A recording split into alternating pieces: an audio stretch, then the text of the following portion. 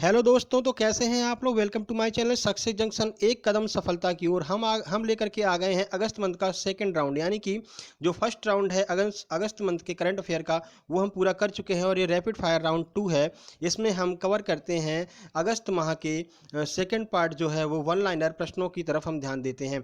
तो ये जो करंट अफेयर है ये बहुत महत्वपूर्ण रोल निभाता है किसी भी परीक्षा जो आपकी आने वाली है, यूपीएसआई, यूपीपीसीएस, एमपीएसआई, एमपीपीसीएस और आरआरबी बैंक, आईबीपीएस, अन्य सभी एग्जामों में जो है जो करंट अफेयर है वो बहुत महत्वपूर्ण रोल निभाती है। देखिए, निराश नहीं होना है क्योंकि आंदोलन ऊंचे स्तर पर चल रहा है। तो वैकेंसियां बिल्कुल आने वाली हैं। कल भोपाल में जो हुआ उसको देखते हुए भी ये उम्मीद लगाई जा सकती है कि एमपी में बहुत जल्द वैकेंसी आने वाली है।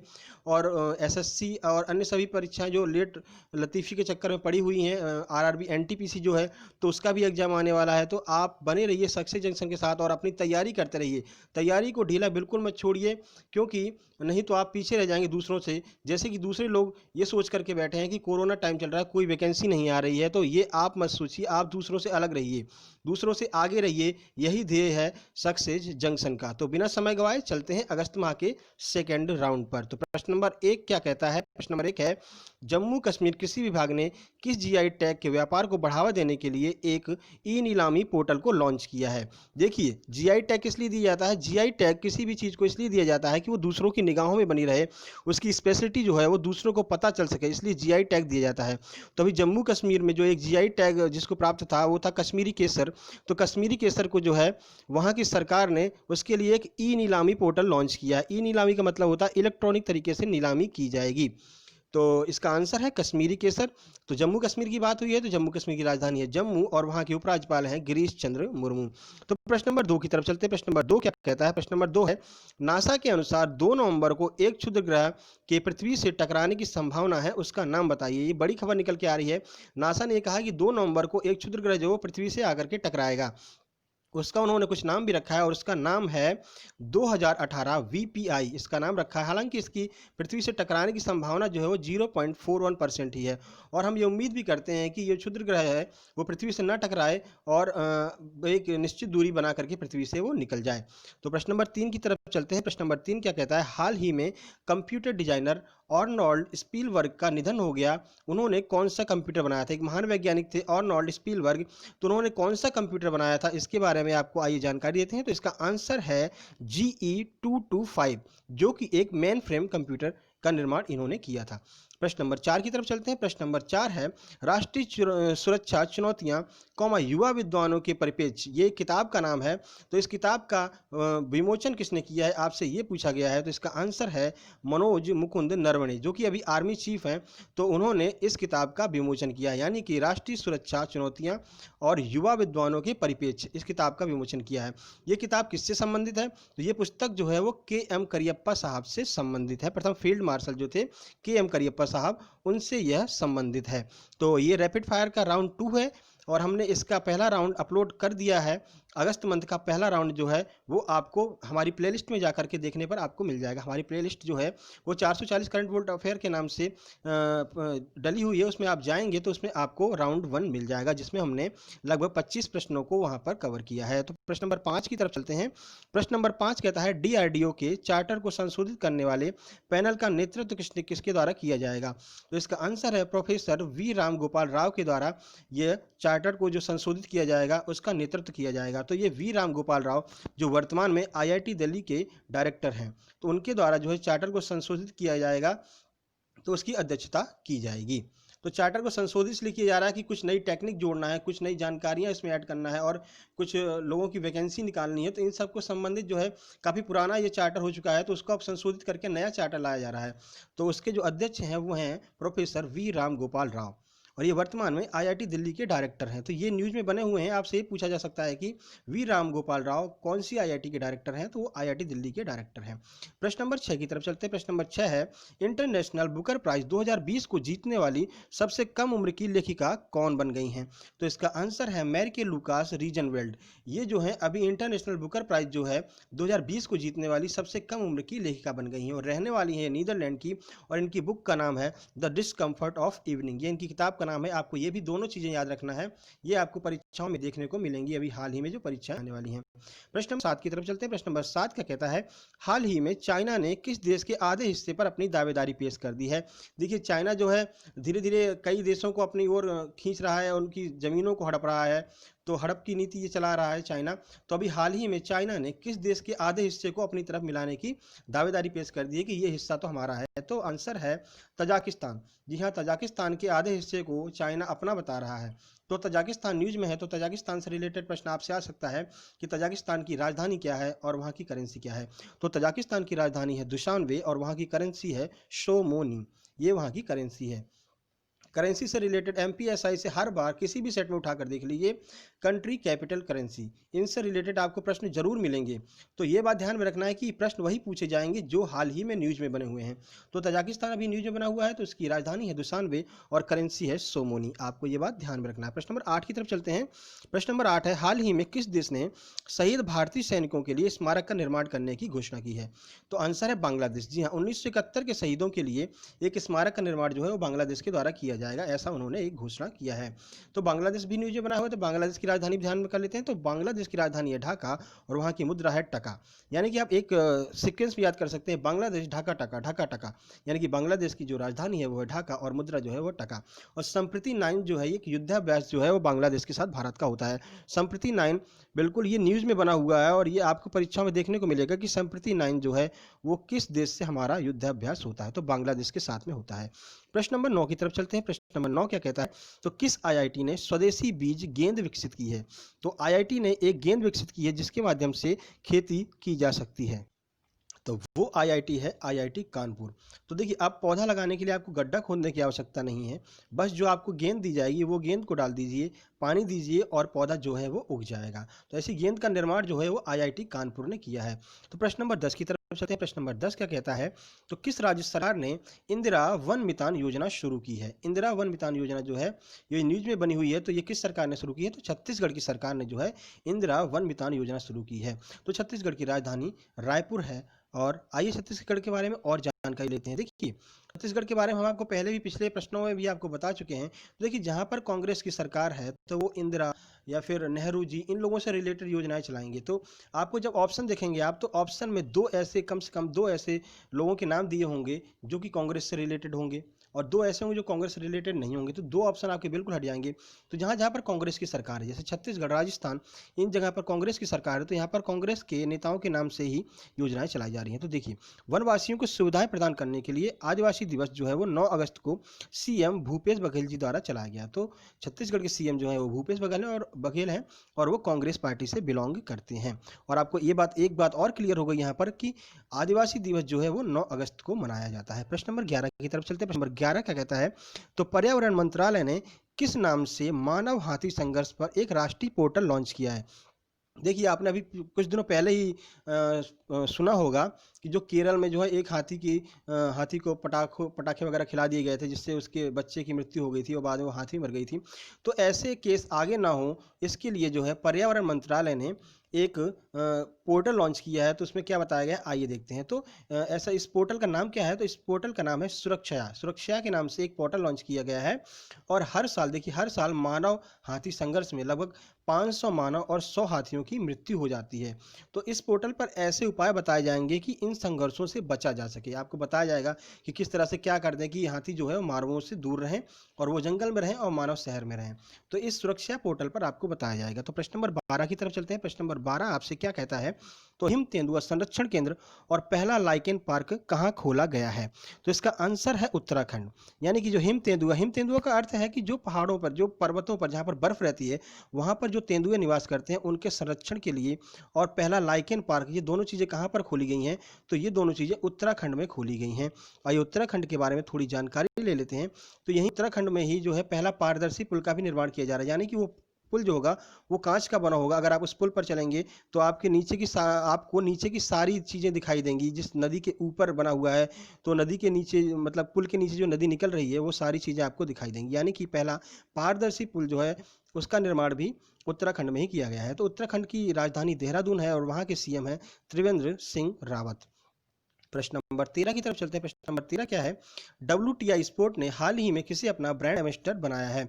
तो इसका आंसर है सुरेश रैना और हरमनप्रीत कौर को। देखिए, WTI जो है वो एक स्पोर्ट कंपनी है, उसने अभी अपना ब्रांड एम्बेसडर नियुक्त किया किसको? सुरेश रैना और हरमनप्रीत कौर को। देखिए, सुरेश रैना न्यूज में बने हुए हैं, अभी अभी उन्होंने संन्यास लिया है, तो ये प्रश्न आपको आगामी परीक्षाओं में देखने को मिल सकता है। तो सुरेश रैना और हरमनप्रीत कौर को WTI स्पोर्ट ने अपना ब्रांड एम्बेसडर बनाया है। प्रश्न नंबर 14 की तरफ चलते हैं। प्रश्न नंबर 14 आपसे क्या कहता है? हाल ही में यूपीएससी का नया अध्यक्ष किसे बनाया गया है? देखिए, यूपीएससी भी न्यूज में रही है, तो यूपीएससी के बारे में भी जानकारी लेते हैं। तो इसका आंसर है प्रदीप कुमार जोशी को यूपीएससी का नया अध्यक्ष बनाया गया है। तो आइए इनके बारे में जानकारी लेते हैं, आखिर प्रदीप कुमार जोशी कौन है, क्या है, कैसे हैं। तो ये वर्तमान में जो है वो छत्तीसगढ़ और मध्य प्रदेश लोक सेवा आयोग के अध्यक्ष हैं प्रदीप कुमार जोशी। और जो यूपीएससी की स्थापना है वो 1926 में की गई थी। ये आपको जानकारी यूपीएससी से संबंधित दे दी गई है।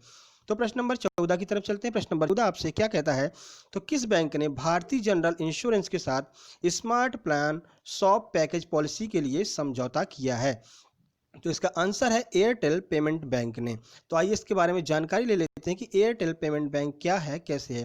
तो यह भारत का पहला पेमेंट बैंक है। देखिए, ये क्वेश्चन काफ़ी बार आया है, हमने पिछले पेपर को जब एनालिसिस करके देखा तो क्वेश्चन आया है, करंट का ही क्वेश्चन है कि भारत का पहला पेमेंट बैंक कौन सा है। तो पहला पेमेंट बैंक है एयरटेल पेमेंट बैंक। तो ये 2017 में बना। तो ये करेगा क्या? तो अभी जो पॉलिसी लागू की है उस पॉलिसी के बारे में आपको बता दें। तो ये पॉलिसी किससे संबंधित है? देखिए, दंगों, बाढ़ या प्राकृतिक आपदा आने पर दुकानों में होने वाले नुकसान की भरपाई करने के लिए ये पॉलिसी लाई गई है। इसमें 2 लाख से लेकर के 25 लाख तक का बीमा कवर दिया गया है। देखिए, बाढ़ आ जाती है या फिर कहीं दंगे हो जा रहे हैं, तो जो दुकान करता है, जो दुकानदार है, उनको तो नुकसान हो जाता है ना, तो उसकी भरपाई कैसे करेंगे? तो उसके लिए ये पोर्टल लॉन्च किया गया है। तो आइए चलते हैं प्रश्न नंबर 15। प्रश्न नंबर 15 आपसे क्या कहता है? तो हाल ही में भारतीय रेलवे ने वास्तविक समय की निगरानी के लिए कौन सा ऐप लॉन्च किया है? तो भारतीय रेलवे ने एक ऐप लॉन्च किया है जिससे कि ट्रेनों की वास्तविक जो है समय की निगरानी की जा सके, जिससे जो ट्रेन है वो लेट लतीफ़ी में कमी की जा सके। तो OHP ऐप जो है लॉन्च किया गया है। तो OHP ऐप जो है उससे संबंधित आइए जानकारी ले लेते हैं। तो इस ऐप के द्वारा रेलगाड़ियों के आवागमन को नियंत्रित किया जाएगा, जिससे ट्रेनों की लेट लतीफ़ी कम की जा सके। इस ऐप का यही कार्य रहेगा। देखिए, अभी हाल ही में क्या हुआ, 1 जुलाई को जो है वो भारत की 100% ट्रेन जो है वो अपने सही समय पर आई हैं। ऐसा पहली बार हुआ है कि ट्रेनें जो हैं 100 की 100% ट्रेनें अपने सही समय पर आई हैं। तो 1 जुलाई को ऐसा हुआ है।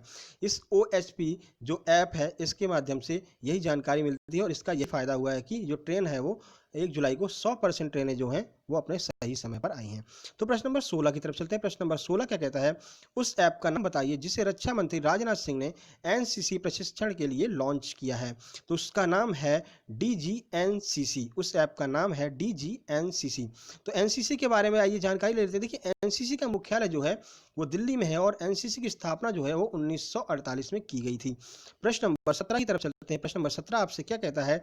तो किस केंद्र शासित प्रदेश ने छात्रों के लिए स्वस्थ शरीर स्वस्थ मन अभियान लागू किया है? तो इसका उत्तर है दिल्ली सरकार। दिल्ली सरकार ने अभी हाल ही में स्वस्थ शरीर स्वस्थ मन अभियान को चालू किया है। तो दिल्ली के जो CM हैं वे हैं अरविंद केजरीवाल। तो प्रश्न नंबर 18 की तरफ चलते हैं। प्रश्न नंबर 18 आपसे क्या कहता है? तो हाल ही में संस्कृति मंत्रालय ने भारतीय पुरातत्व सर्वेक्षण के 7 नए सर्किल की घोषणा की है। तो ASI का मुख्यालय क्या है जी? ASI को ही भारतीय संस्कृति मंत्रालय कहते हैं। तो ASI का मुख्यालय नई दिल्ली में है। तो आइए ASI से रिलेटेड जानकारी देख लेते हैं। देखिए, पहले 29 जो है सर्किल भारत में ASI के थे, अब 7 नई सर्किल को जोड़ दिया गया है। तो अब सर्किलों की संख्या बढ़ करके हो गई है 36।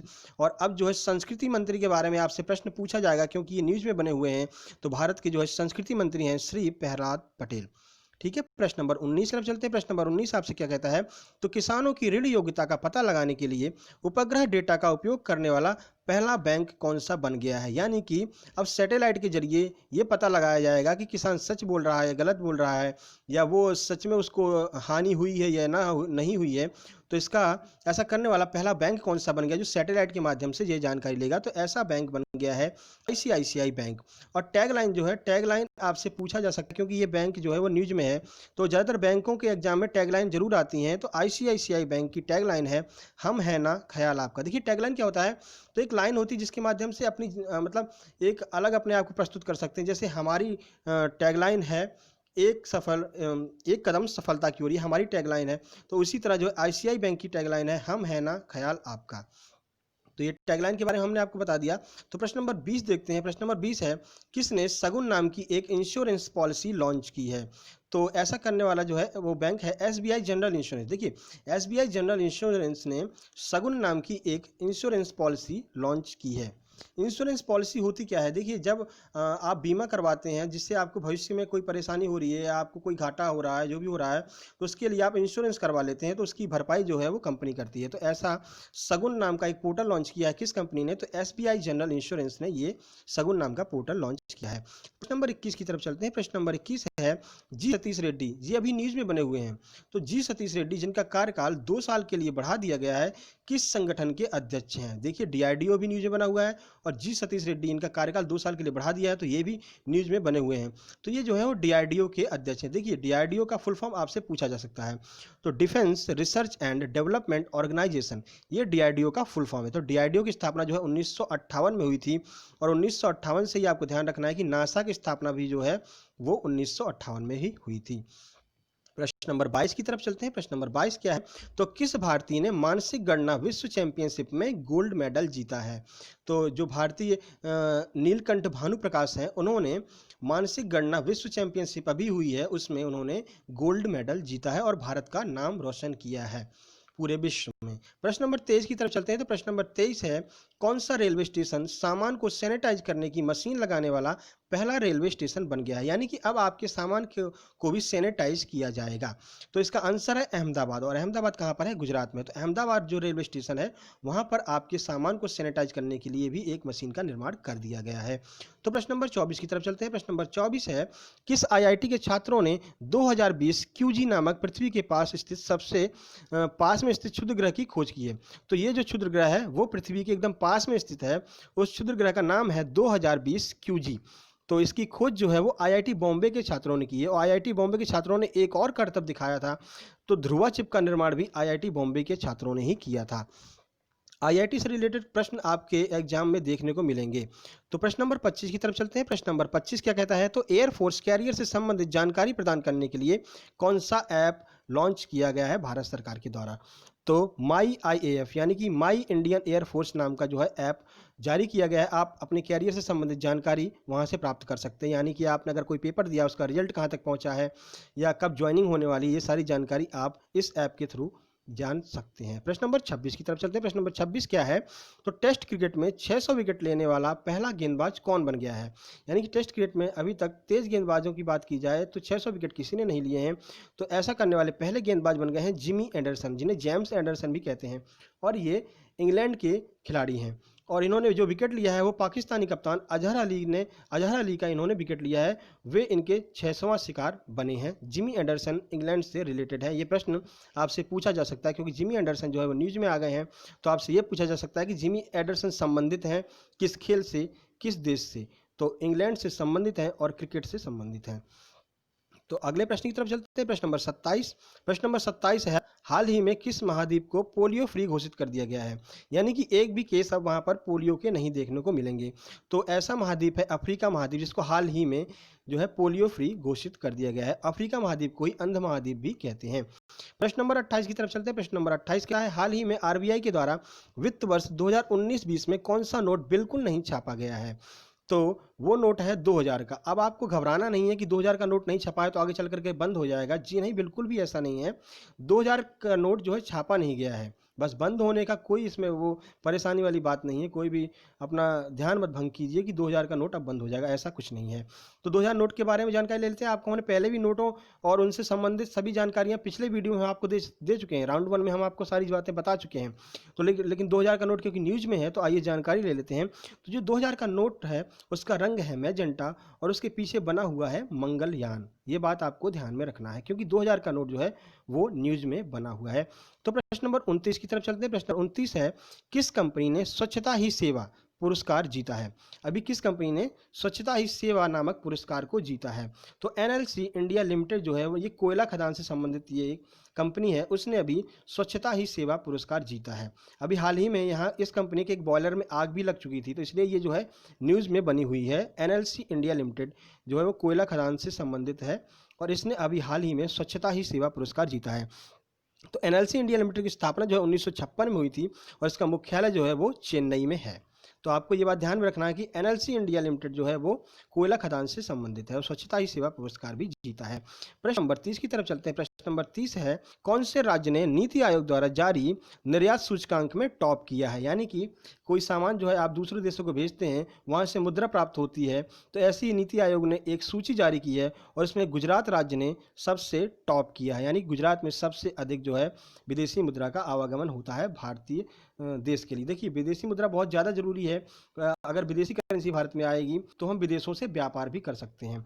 तो गुजरात ऐसा करने वाला टॉप राज्य बना हुआ है। तो ये थे पार्ट 2, राउंड 2 था जो है अगस्त माह का।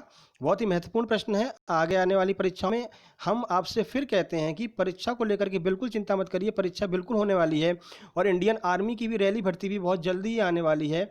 तो इससे रिलेटेड जो है जानकारी भी हम आपको अगले कोई वीडियो बना करके आपको दे देंगे, कौन कौन सी वैकेंसी आने वाली है। तो वैकेंसी आने वाली है, इस बात को बिल्कुल ध्यान में रख करके तैयारी कीजिए, दूसरों से अलग बनिए और सक्सेस जंक्शन के साथ रहिए। तो ये थे महत्वपूर्ण प्रश्न।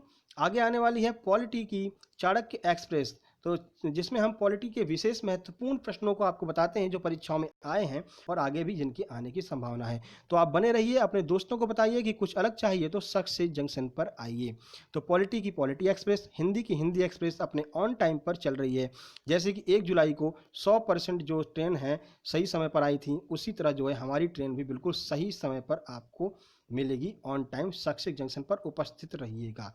प्लेलिस्ट अलग अलग बना दी गई है, आपको और जानकारी लेनी है और पढ़ना है तो चैनल की प्लेलिस्ट में जाइए और वहां पर आप पढ़ सकते हैं। ये वीडियो आपको कैसा लगा हमको जरूर बताइए कमेंट में और हमारे चैनल को सब्सक्राइब कीजिएगा। चैनल के नाम के आगे सक्सेस जंक्शन के आगे एक सब्सक्राइब का बटन होगा, आप उसको दबाइए और घंटी का बटन भी दबा दीजिए, जिससे जो भी नोटिफिकेशन हम डालेंगे, जो भी जानकारी आपको देंगी, सबसे पहले आपके पास में आएगी।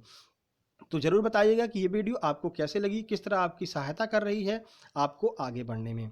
तो मिलते हैं अगली वीडियो जो है पॉलिटी की चाणक्य एक्सप्रेस। एक बात का ध्यान रखिए, कोरोना टाइम जो चल रहा है और भारत जो है वो कोरोना से लड़ रहा है, तो आपको जो है भारत सरकार की गाइडलाइन का जो है विशेष ध्यान रखना है। कहीं भी बाहर निकलिए तो मास्क जरूर पहन के निकलिए, क्योंकि आप स्वस्थ तो जग स्वस्थ। तो मिलते हैं अगली वीडियो में, तब तक के लिए नमस्कार।